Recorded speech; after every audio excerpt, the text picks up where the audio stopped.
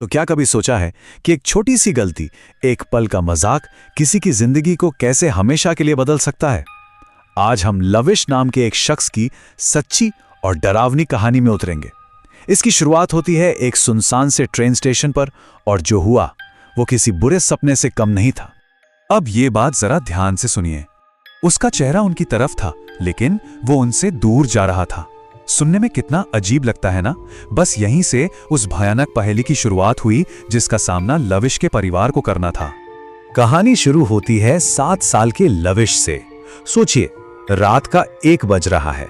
पूरा परिवार एक बिल्कुल सुनसान स्टेशन पर अपनी अगली ट्रेन का इंतजार कर रहा है। स्टेशन पर इक्का दुक्का लोग ही थे, मतलब चारों तरफ एक अजीब सी शांति, एक डरावनी खामोशी थी। पर यह खामोशी ज्यादा देर टिकने वाली नहीं थी। तभी लविश की मां की नजर एक आदमी पर पड़ती है। छोटा सा कद, बिखरे हुए सफेद बाल, पीठ पर एक छोटा सा बैग। लेकिन सबसे अजीब बात, वो परिवार की तरफ चेहरा करके उल्टा चल रहा था। पहले तो सब बस हैरान थे, लेकिन फिर उनकी यह हैरानी मजाक में बदल गई। और यहीं पर वो गलती हुई।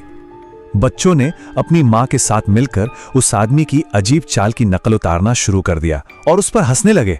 उन्हें अंदाजा भी नहीं था कि उनका ये छोटा सा मजाक आने वाले खौफ की वजह बनने वाला है। तो स्टेशन की वो रात तो गुजर गई, परिवार घर भी आ गया, लेकिन उनके साथ कुछ और भी घर आ गया था। कुछ ऐसा जो उनकी पूरी जिंदगी बदलने वाला था। इसके बाद लविश का बर्ताव एकदम बदलने लगा। पहले तो वो नींद में बड़बड़ाता था, हंसता था, लेकिन उसकी हंसी उसकी अपनी लगती ही नहीं थी। फिर वो जाग पर खाली दीवारों से बातें करने लगा। पूजा में अगरबत्ती के धुएं से उसे दिक्कत होने लगी। वो हिंसक हो जाता था और वो ऐसे खेलता था जैसे उसके साथ कोई और भी हो, कोई ऐसा जो किसी को दिखाई नहीं देता। घर वालों का दिल तब बैठ गया जब लविश के बड़े भाई ने डरते डरते अपने पापा को बताया, पापा, स्टेशन वाला एक लड़का है, वो लविश के साथ खेलता है। ये सुन के उनके पैरों तले जमीन खिसक गई।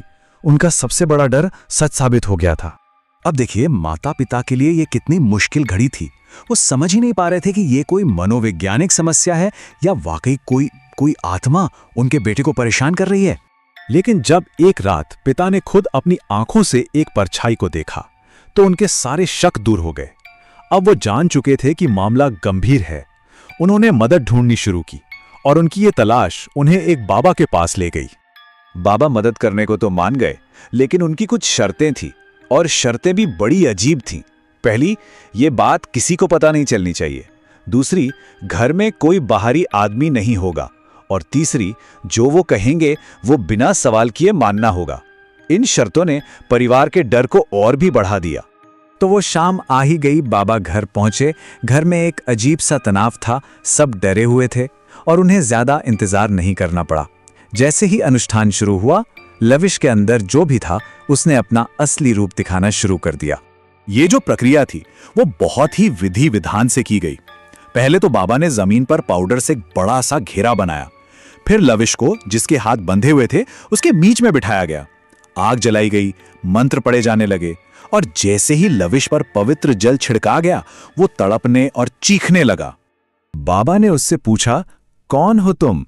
और फिर लविश के मुंह से एक ऐसी आवाज निकली जो किसी भी तरह से एक 7 साल के बच्चे की नहीं थी। उस आवाज ने कहा, मैं गगन हूं। गगन, ये नाम सुनते ही सब चौंक गए। अब परिवार को पता चलने वाला था कि आखिर इस आत्मा के इतने गुस्से के पीछे की वजह क्या थी, और वो कहानी सच में दिल दहला देने वाली थी। पता चला कि गगन एक बहुत ही अकेला लड़का था। वो थोड़ा अलग दिखता था तो लोग उसे पागल कहकर चिढ़ाते थे। एक दिन स्टेशन पर उसने कुछ लड़कों से बात करने की कोशिश की, लेकिन उन्होंने उसे धक्का दे दिया और वो सीधा पटरियों पर जा गिरा। और तभी ट्रेन आ गई। उसकी मौत हो गई। तो अब सारी कड़ियां जुड़ रही थी। जिस आदमी का परिवार ने स्टेशन पे मजाक उड़ाया था, वो कोई और नहीं बल्कि गगन के दादा थे। और अपने दादा का ये अपमान देखकर गगन की आत्मा गुस्से में उनके पीछे पीछे घर तक चली आई थी। परिवार ने हाथ जोड़कर माफी मांगी, गिड़गिड़ाए, लेकिन गगन की आत्मा पर कोई असर नहीं हुआ। उसने साफ साफ कह दिया, लविश अब मेरा दोस्त है, मैं उसे कभी नहीं छोड़ूंगा, मैं उसे अपने साथ ले जाऊंगा। सोचिए, ये सुनकर परिवार पर क्या बीती होगी। बातचीत से कोई हल नहीं निकल रहा था। वो आत्मा लविश को छोड़ने को तैयार ही नहीं थी। अब बाबा के पास सिर्फ एक ही रास्ता बचा था, इस अनुष्ठान को उसके आखिरी और सबसे खतरनाक पड़ाव पर ले जाना।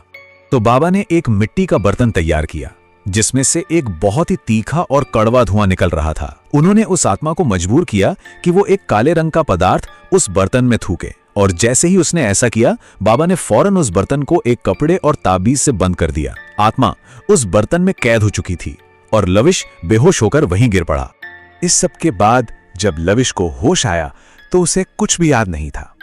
बाबा ने परिवार को कुछ और नियम कानून बताए जिनका उन्हें पालन करना था, और धीरे धीरे उनके घर में, उनकी जिंदगी में फिर से शांति लौट आई। तो इस पूरी कहानी से क्या सीखने को मिलता है? ये कहानी एक बहुत बड़ा सबक है, सहानुभूति का, करुणा का, और इस बात का कि किसी को भी उसके रंग रूप या पहनावे से जज करना और उसका मजाक उड़ाना कितना भारी पड़ सकता है। लेकिन एक सवाल आज भी बना हुआ है, एक ऐसा सवाल जो इस कहानी को और भी रहस्यमयी बना देता है। क्या स्टेशन पर दिखा वो आदमी सच में गगन का दादा था, या वो कोई और ही शक्ति थी जो बस परिवार के किरदार को परख रही थी? इस बारे में सोचिएगा जरूर।